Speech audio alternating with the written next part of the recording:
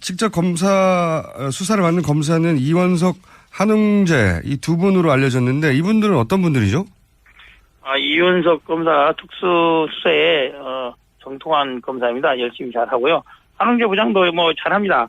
뿐만 아니라 형사 8부, 작년에 이 사건이, K 미드 사건이 형사 8부에 배정됐다고 했을 때 많은 분들이 수사가 있니 없니 해서 마음이 많이 상했을 것입니다. 그래서 이번 조사 과정에 있어서 철저한 조사를 할 걸로 봅니다. 그렇군요. 이 두 분이 의원님보다 더 잘하나요? 더 잘할 걸로 기대합니다. 자, 혐의가 13가지인데 이 정도 혐의 숫자가 되면 사실 한 번에 끝나기 어려운 분량 아닌가요? 그렇습니다. 이제 통상적으로 이 정도 사건이면은 하루에 조사하기가 좀 많은 양인 건 사실이죠. 예. 하지만은 이번 사건을 두고 뭐 2차례, 3차례 전 대통령을 상대로 해서 예. 여러 차례에 걸쳐서 진상을 밝히겠다는 이유로 하는 것은 뭐 적절치 않아 보입니다. 이미 다른 피의자들, 재판받고 있는 피의자들, 구속된 사람들의 증거 관계를 토대로 사실 확인 차원에서 조사를 한 것으로 봅니다. 이미 이러한 13가지 혐의에 대한 조사는 충분히 입증은 되어 있지 않나라는 판단입니다.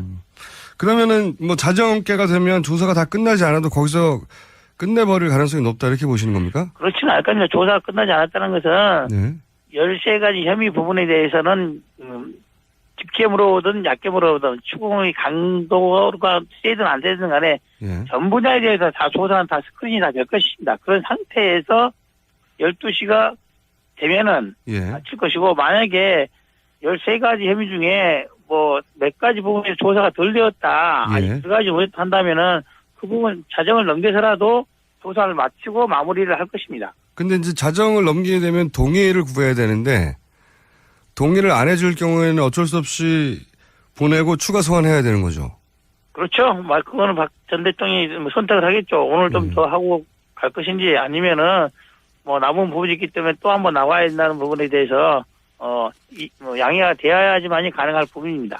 자, 그럼 실제 이 조사가 이루어질 때 변호인 2명이 동석한다고 하는데 변호인이 어디까지 조력할 수 있습니까? 이렇게 동석할 경우에? 사실 지금 현재 우리나라에서는 변호인들이 일반적인 수사에 대한 답변 태도, 인정할 것인지 부인할 것인지 이 정도는 답변을 옆에서 조언할 수 있으나 개별적인 구체적인 답변을 대신해 준다든지 개개 건건마다 답변을 알려줘서 대신 대독해서 한다든지 이거는 어렵게 되어 있습니다. 그래서 일반적인 수사 수준에 그친다. 그리고 검찰이 하는 말들을 법리적으로 박 전 대통령이 잘 이해하지 못할 때 그것을 부연 설명해주는 그런 설명을 다시 해주는 그 정도에 또 그칠 것으로 봅니다. 그런데 이제 지금 몇 차례에 걸쳐서 박근혜 전 대통령이 변호인단을 따로 만났다는 걸 보면 이제 예상 질문과 이제 리허설 같은 걸 했을 걸로 보이는데 기본적으로는 최순실 관련해서는 본인은 몰랐다고 할 것 같고 그리고 이제 본인이 한 것이 분명한 그 명령에 대해서는 뭐 국정 운영에 정상적인 과정이었다. 이렇게 답변할 게 분명한데 검찰이 여기까지만 듣고 질문을 멈추지 않을 거 아니겠습니까? 어떻게 질문을. 당연히 그렇겠죠. 몇 가지 점들에 대해서는 박 전 대통령이 본인이 이전에 한 말도 없기 때문에 분명히 해명을 해야 될 것들이 있습니다. 예. K나 미래 관련해서도 이 계획을 최초로 만든 사람이 누구인지 예. 어떻게 시작하게 된 것인지 뿐만 아니라 최순실 정인화에 대한 개인적인 지원 부분들을 요청한 것이 왜 한 것인지에 대해서 분명히 설명해야 될 것입니다. 그런 추가 질문들이 있겠죠. 당연히 추궁하고. 당연히 있겠죠. 예. 그러면 질문만 하지 않고 이미 검찰이 확보한 뭐 물증이나 뭐 녹취나 이런 게 동시에 제시되면서 그런 게 이루어질까요? 그렇다고 봅니다. 저는 이미 정호성 전 비서관의 녹취 파일들 있지 않습니까? 네. 그 모든 것들이 다 공개되어 있다고 보지 않습니다. 상당 부분 아직 전직 대통령의 수사에 대비해서 남겨두어 있는 것들이 있을 것이기 때문에 그리고 안정범 수석의 추가로 발견된 39건의 수첩에 대해서도 언론에서 충분히 다뤄지지 않은 것 같아요. 그래서 새롭게 나타날 증거들은 많이 있다 봅니다. 검찰만 가지고 있는 증거들이 제시될 수 있다. 예. 그렇습니다. 만약에 이건 좀 개인적으로 궁금한 건데 만약에 이 피의자가 조사를 받다가 중간중간 쉬는 시간이 있지 않습니까? 그렇습니다. 예, 쉬는 시간에 이제 변호인단하고 얘기를 하다가 상황이 좀 불리하게 돌아간다 싶어서 갑자기 피의자가 아프면 어떻게 됩니까? 보면은 이제 주인검사가 판단을 하겠죠. 조사를 더 진행할 수 있는 상황인지 아닌지를 보겠죠. 이것을 조사를 중단하기 위한 수책으로서 그런 칭병을 하는 것인지 예, 아니면 정말로 와서 뭐 몇 시간, 6시간 정도 예, 강도롭게 집중 추궁받아 조사를 받게 되면 몸이 아플 수도 있습니다. 예. 보겠죠. 그럼 만약에 근데 사실 그 고령의 전직 여성 대통령이 아프다고 하는데 당신 꾀병이라고 말하기 어렵지 않습니까? 그런 경우에는 그러면 수사가 중단되는 겁니까? 뭐 중단될 수는 있겠지만 가까운 시일 내에 추가 조사할 수밖에 없지 않겠습니까? 예. 추가 조사 없이 한 번에 모든 걸 끝내기로 검찰과 박 전 대통령 측에서 협의를 했을 것으로는 보지 않습니다.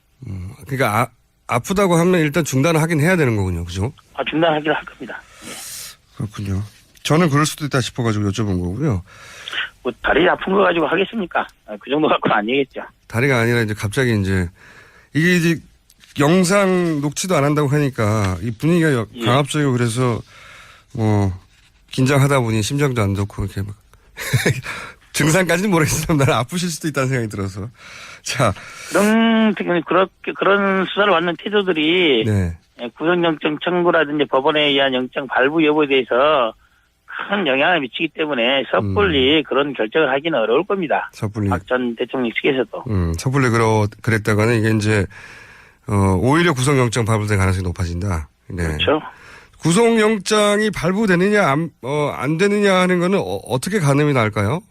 판가름이 날까요? 먼저 오늘 9시 30분쯤에 네. 포토라인에 서서 박 전 대통령이 어떤 자세로 수사에 임하는지 그리고 어떤 메시지를 내놓을 것인지 본인이 지금도 모든 게 정말 무고하다고 생각하고 거짓말을 엮인 걸로 생각하는 것이란 메시지가 있을 것입니다. 예. 일반적으로 지금까지 전 대통령이 자리에서 이 자리에 섰다는 것에 대한 안타까움을 하고 사실대로 조사받겠다 이 정도로 말씀을 한다면은 예. 그리고 검찰의 수사 과정에서 여러 가지 그 성실히 해명한다면은 뭐 그런 자세 등이 법원에서 판단을 할 수 있겠죠. 단지 다만 그렇지 않을 경우에는 법원에서도 영장의 발부 여부에 대해서 국민들의 여론 그리고 법리적인 부분들을 충분히 검토할 수밖에 없지 않나라는 생각을 합니다. 그러니까 지금은 이제 사전 구속 영장이 검찰에 의해서 신청됐을 때 법원이 어떻게 판단할 거에 대해서 말씀하셨는데 제 말은 검찰이 과연 구속 기소를 할 것인가 불구속 기소를 할 것인가 판단할 때 어떤 기준을 가지고 하느냐 그게 궁금해서 여쭤본 겁니다. 제가 보기로는 이미 김주남 검찰총장이 본인을 임명한 전 대통령을 상대로 수사를 진행하고 있고 작년에 수사 과정에서도 박 전 대통령이 검찰이 정치적으로 편향되게 수사하고 있다라고 말을 하기까지 했지 않습니까? 네. 이제 와서 검찰이 그런 태도를 되돌리기 어렵다고 봅니다. 다만 제 판단으로는 걸림돌이 하나가 있는데요.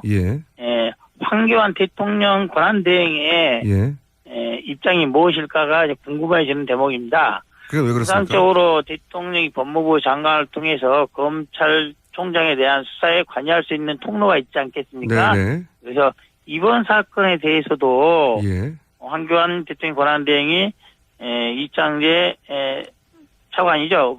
법무부 장관 대행을 통해서 청와대 수사를 영향을 미칠 수 있고 의견을 개진할 수도 있다. 아마서 그래서 이번에 박 전 대통령이 지금의 시점에 있어서 데이터를 넘기지 않고 수사에 응한 게 아닌가 하는 판단도 해볼 수 있습니다. 그렇군요.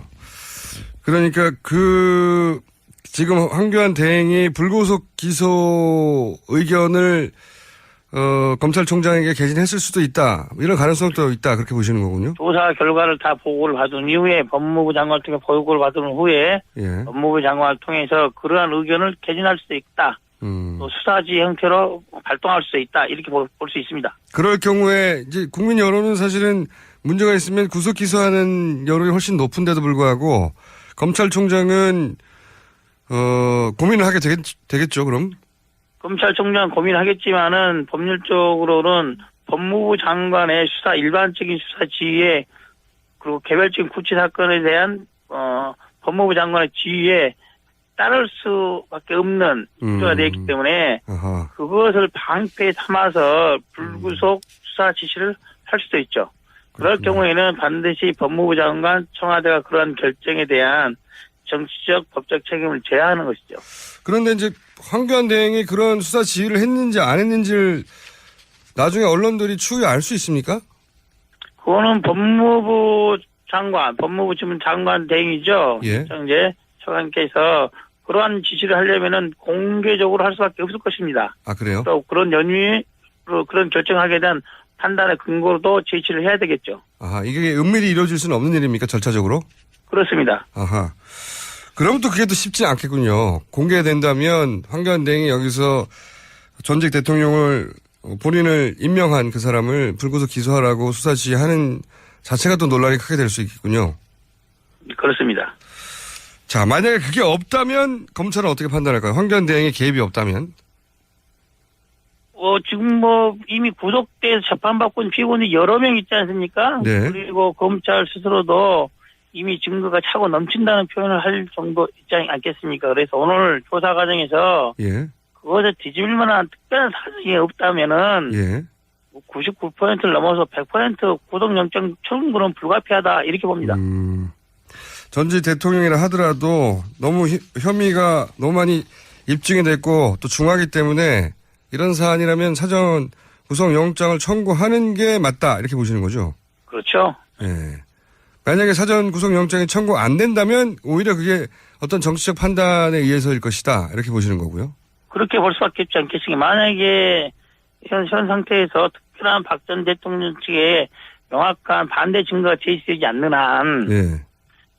김기춘, 조윤선, 안종범 등 여러 많은 고위 공직자들이 구속돼 있는데 그 사람들을 구속 상태로 재판을 받고 있지 않습니까? 네. 그 사람들을 먼저 풀어줘 석방한 다음에 불구속 규정을 해야겠죠. 만약 해야 된다면은. 형평이 전혀 맞지 않는다.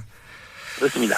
그렇게 사전 구속 영장이 청구되면 발부될 가능성은 또 어떻게 보십니까? 이거는 사법부가 판단할 일이긴 하지만. 예, 사법부가 판단할 일이겠죠. 그렇지만 현재 물론 이번 수사 과정에서도 한 2명 정도는 영장이 기각되었지 않습니까? 네. 나머지는 다 발부가 되었지만은 박 전 대통령이 받고 있는 혐의 13가지 중에 한두 가지만 인정된다 하더라도 이거는 구속을 면하기 어려운 사안입니다.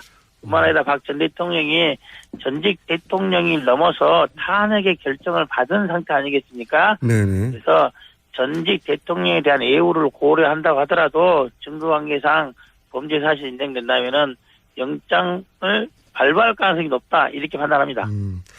특별히 정치적 고려가 없다면 영장은 청구되고 그리고 발부되면 사실은 발부될 것이다. 청구되면 발부될 것이다. 이렇게 보시는 거죠? 예.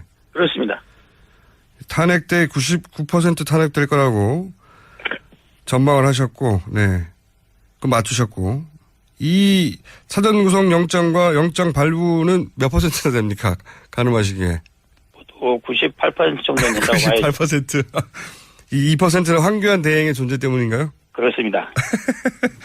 수사가 이루어질 때 변호인 2명이 동석한다고 하는데 변호인이 어디까지 조력할 수 있습니까? 이렇게 동석할 경우에. 사실 지금 현재 우리나라에서는 변호인들이 일반적인 수사에 대한 답변 태도, 인정할 것인지 부인할 것인지 이 정도는 답변을 옆에서 조언할 수 있으나 개별적인 구체적인 답변을 대신해 준다든지 개개 건건마다 답변을 알려줘서 대신 대독해서 한다든지 이거는 어렵게 되어 있습니다. 그래서 일반적인 수사 수준에 그친다. 그리고 검찰이 하는 말들을 법리적으로 박 전 대통령이 잘 이해하지 못할 때 그것을 부연 설명해주는 그런 설명을 다시 해주는 그 정도에도 그칠 것으로 봅니다. 그런데 이제 지금 몇 차례에 걸쳐서 박근혜 전 대통령이 변호인단을 따로 만났다는 걸 보면 이제 예상 질문과 이제 리허설 같은 거 했을 걸로 보이는데 기본적으로는 최순실 관련해서는 본인은 몰랐다고 할 것 같고 그리고 이제 본인이 한 것이 분명한 그 명령에 대해서는 국정 운영에 정상적인 과정이었다. 이렇게 답변할 게 분명한데 검찰이 여기까지만 듣고 질문을 멈추지 않을 거 아니겠습니까? 어떻게 질문을 당연히 예. 그렇겠죠. 몇 가지 점들에 대해서는 박 전 대통령이 본인이 이전에 한 말도 없기 때문에 분명히 해명을 해야 될 것들이 있습니다. 예. K나 미래 관련해서도 이 계획을 최초로 만든 사람이 누구인지 예. 어떻게 시작하게 된 것인지 뿐만 아니라 직접 수사를 받는 검사는 이원석, 한웅재 이 두 분으로 알려졌는데 이분들은 어떤 분들이죠? 이윤석 검사 특수수사에 정통한 검사입니다. 열심히 잘하고요. 한웅재 부장도 뭐 잘합니다. 뿐만 아니라 형사 8부 작년에 이 사건이 K 미래 사건이 형사 8부에 배정됐을 때 많은 분들이 수사가 있니 없니 해서 마음이 많이 상했을 것입니다. 그래서 이번 조사 과정에 있어서 철저한 조사를 할 걸로 봅니다. 그렇군요. 이 두 분이 의원님보다 더 잘하나요? 더 잘할 걸로 기대합니다. 자, 혐의가 13가지인데 이 정도 혐의 숫자가 되면 사실 한 번에 끝나기 어려운 분량 아닌가요? 그렇습니다. 이제 통상적으로 이 정도 사건이면은 하루에 조사하기가 좀 많은 양인 건 사실이죠. 예. 하지만은 이번 사건을 두고 뭐 2차례, 3차례 전 대통령을 상대로 해서 예. 여러 차례에 걸쳐서 진상을 밝히겠다는 이유로 하는 것은 적절치 않아 보입니다. 이미 다른 피의자들, 재판받고 있는 피의자들, 구속된 사람들의 증거 관계를 토대로 사실 확인 차원에서 조사를 한 것으로 봅니다. 이미 이러한 13가지 혐의에 대한 조사는 충분히 입증이 되어 있지 않나라는 판단입니다.